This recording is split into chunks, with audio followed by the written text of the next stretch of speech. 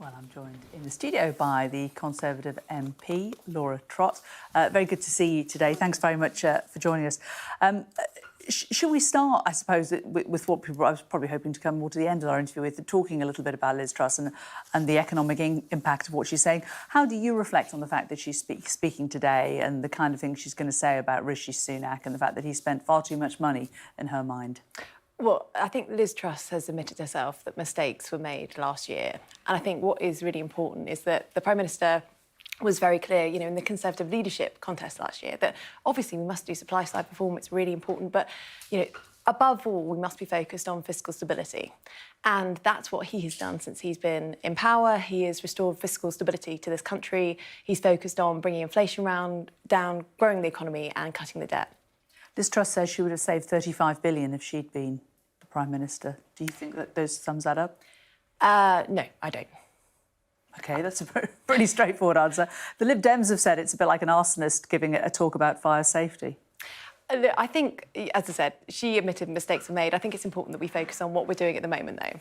And that is making sure that monetary and fiscal policy work together. So we're making sure that the government is doing all it can to bring inflation down, to support the Bank of England. And that is starting to work. It's still too high at the moment, but it is really coming down. That's really important because that is the biggest pressure facing every family in the United Kingdom at the moment. And bringing inflation down is the best tax cut that we can give any family. The other thing that this government's also doing, though, of course, is going through with her resignation honours list. There's a number of people on there. Labour are calling for Rishi Sunak to block this because they say someone who's been in the job for such a short length of time shouldn't be allowed to have an honours list. What do you think? That's not a matter for me. That's a matter for kind of the House of Lords and the processes that go through with that. But you must think, you're speaking here on behalf of the government. Does the honours system need revamping? There was, of course, enormous concern about Boris Johnson's massive list that he put in after he left Prime Minister. Does this government accept that maybe now is the time to relook at this system? That's not what I'm focused on as Pensions Minister at the moment. What I'm focused on at the moment is ensuring that people have a decent retirement income, some changes that we're talking about today, which is trying to boost people's private pensions. That's what I think I should be kind of talking about today, and that's absolutely what I'm focused on. And we will come to pensions, but I'm just thinking, as you campaign at the next election, when you're on the doorstep talking to people, it's something that people are concerned about, and people will be asking you, why are you allowing these Prime Ministers who messed up the country to then award their friends? Look, I get that people have concerns about it, but I would definitely argue that the overwhelming concern of people at the moment is about cost of living, it is about inflation, and that is the primary focus of this government. You are announcing today about pensions. Of course, Liz Truss's actions led to fears for the bond markets, which has affected many people's pensions. You're talking about a private member's bill on auto-enrolment, which is expected to clear its final hurdle in the House of Lords. Why is this bill important? So when people talk about pensions, quite often they talk about the state pension, but actually people's private pensions are incredibly important. And we brought something in 2012 called automatic enrolment, which means that when you work, automatically a bit of your money goes towards your pension, and crucially, a bit of your employer's money goes towards your pension as well. The changes we're bringing forward, which is something that have been called for a long period of time and have been backed by a private member's bill by Jonathan Gullis and Baroness Ros Altman, mean that there'll be more money going into your pension from you, but also from your employer. It means you're paying into your pension from the first pound that you earn, and that you'll start paying earlier from when you're around 18.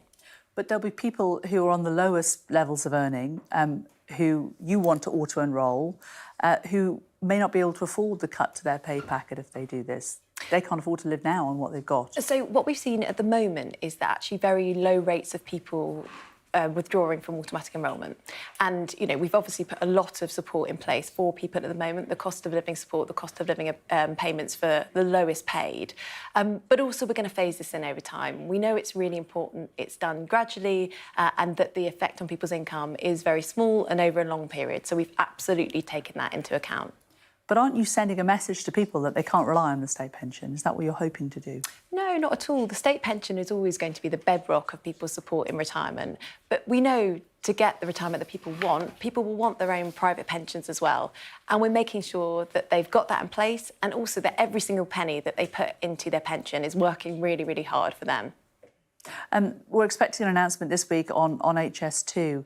Can you tell us, is it going to end at Euston or at Old Oak Common? Well, look, as you would expect, the government looks at every single penny that it's spending to making sure that we're getting value for money. I don't want to preempt any of that, but it's obviously clear that there are spades in the ground on HS2 at the moment, and that is delivering, and work is underway.